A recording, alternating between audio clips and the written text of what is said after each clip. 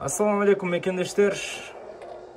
Белград дүйнө чемпионаты 67 килограмм салмак чембирдигинде азыр 8ден 1 финалдык баскычтагы күрөштөр башталды.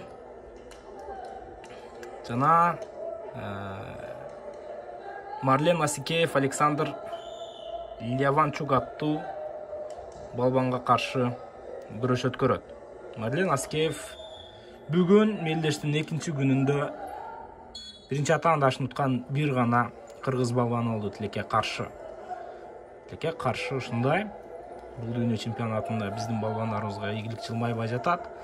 Баары деп айтпайм, кээ бир балбандарыбыз ута турган жерден утулуп калды. Бир аз фортуна жылмайбай жаткандай.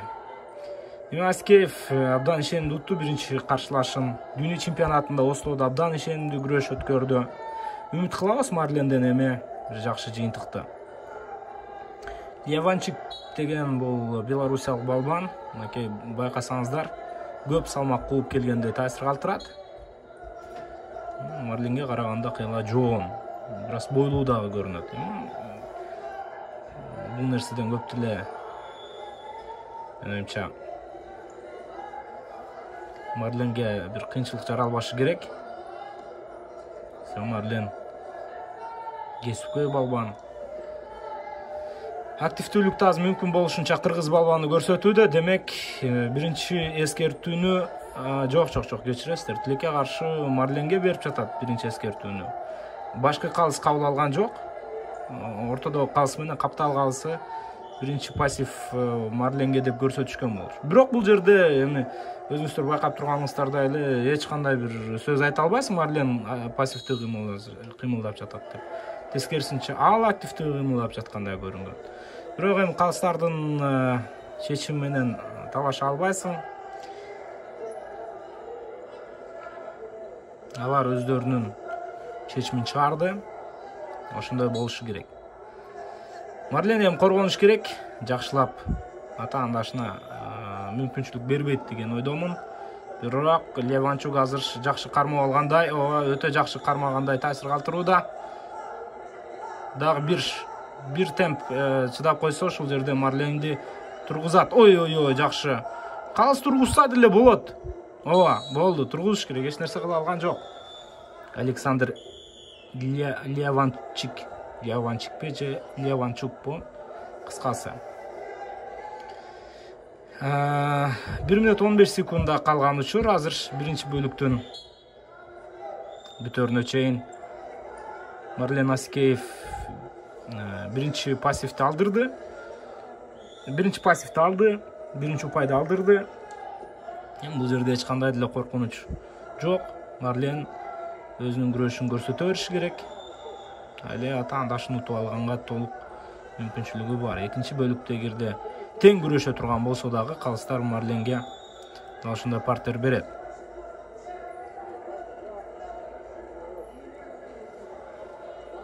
Марлен азыр ошол нерсени көбүрөөк үмүт этип күрөшө баштагандай таасир калтырууда. Баштагыдай активдүүлүк жок.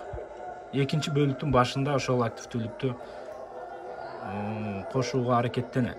Ал эми анын атаандашында тескерисинче ал бир аз башкачараак. Ал мүмкүн болушунча активдүү болушу керек. Азыр Александр Леванчук.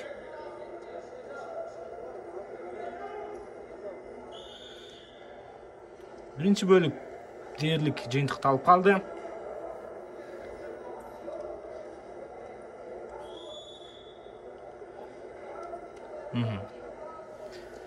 Бирнөл эсебинде күрөштүн биринчи бөлүгү соңуна чыкты. Азырынча белорусиялык балбан алдыда.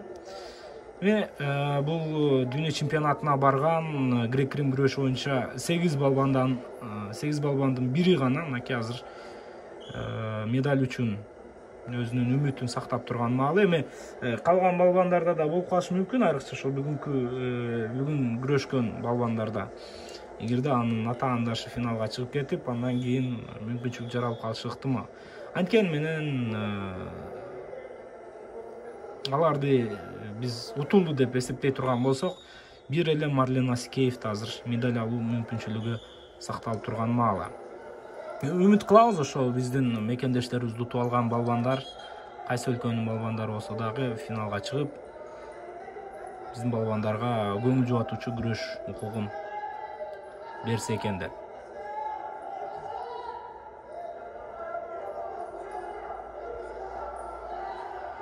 Бир аз жаракат алгандай, Марлен тиши кыймылдап калдыбы же эмне болду? Көрүп турабыз, каршылаш абдан жоон экен.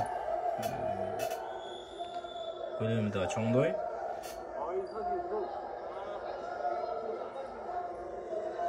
Марленге физикалык жактан кыйын болоору күтүлгөн. Бирок азыр андай деле бир оорчулук келди деп айта албайбыз. Себеби айлы убакыт бар, өзүн көрсөтсө болот. Марлен эң башкысы азыр экинчи бөлүктө ошол атаандашынан активдүүрөөк болуп, бир упайды алып, партерди дагы алышы керек. Мынакей Red, кечиресиздер, Blue пассив деп айтып жатат. Ой, жакшы Марлен. Бирок бул жерде упай жок. Ооба. Себеби аракетке Леванчик барган, ошондуктан упай берилбейт бул жерде. Күрөш уланат. Марлен Аскеев активдүүлүктү кошушу керек, дагы да болсо. Бербей жатабы калыстар? Дагы кошуш керек активдүүлүктү. Бере турган эле нерсе ал. Леванчик дагы билип турат, кандай күрөш керек экендигин. Ошондуктан аны дагы калыстар көрүп, ага азырынча эскертүү бербей жатат. Берди мынакей, кетти. Жакшы, 1-1 эсеп. Марлен эми партерде жакшыраак иштейт деген ойдобуз.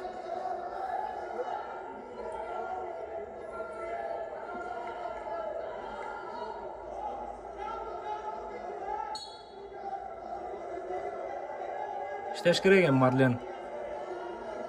Марлендин 4 упайлык ыкмаларын билебиз, абдан мыкты аткарат. Ушул партерден көтөрүп кеткенге өтө чебер. Азыр бутун чыгара албай калды. Бутун чыгарып эле кете турган болсо, анда Марленде бир жакшы мүмкүнчүлүк болот. Мына каршылашы бутун жайып, такыр мүмкүнчүлүк берген жок. Леванчик бул эсептеше турган балбан экен, чындыгында абдан күчтүү балбан экен. Бардык жагынан. Азыр Марлен 1 мүнөт 25 секундадай убакытта атаандашына эч кандай упай бербеши керек. Мүмкүн болсо өзү алып кетсе болот. Каршы ыкмадабы же кандайдыр бир аракетте. Эң башкысы бербеши керек каршылашына. Белорусиялык балбан салмак көбүрөөк куугандай таасир калтырат, чындыгында мындай бир караганда. Бирок чарчаган жок. Функционалдык жактан мындан жакшы даярдыкта келген экен бул балбан. Ал ортодо жок, бул жерде упай берилбейт, калыс адашып кетти. Бирок партер берилет азыр.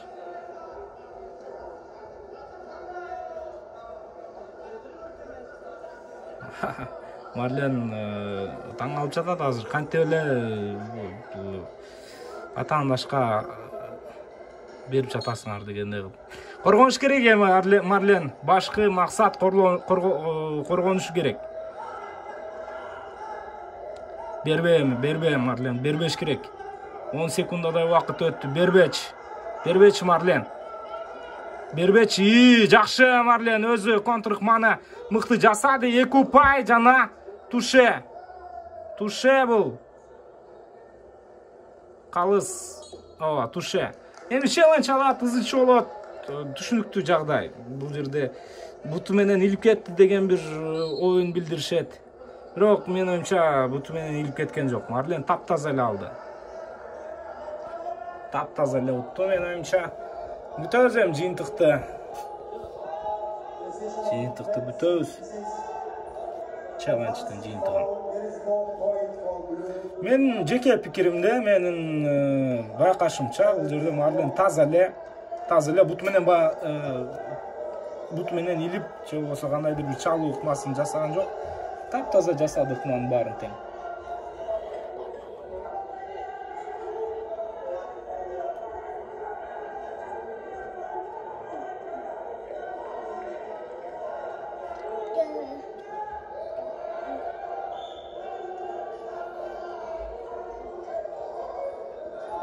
Азыр дагы да болсо челлендж карап жатат. Тилекке каршы менде пауза деген окшойт, мен ошол нерсени көрө албай жатам менин камерамда.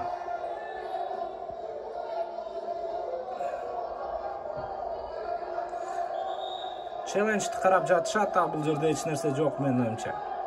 Марлен таза утту бул беттеште. Ошол ойдо акырына чейин калам. Бирок калыстар дагы бир керемет чечим чыгарып салышы толук ыктымал, себеби мен кайталоодон көргөн жокмун күрөштө.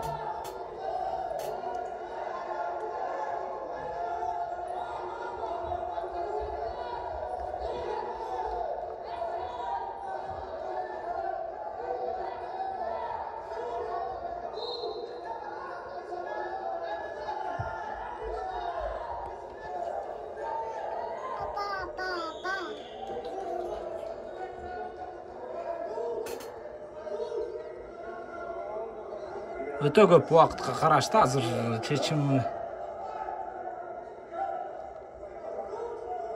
дагы да болсо чыга элек.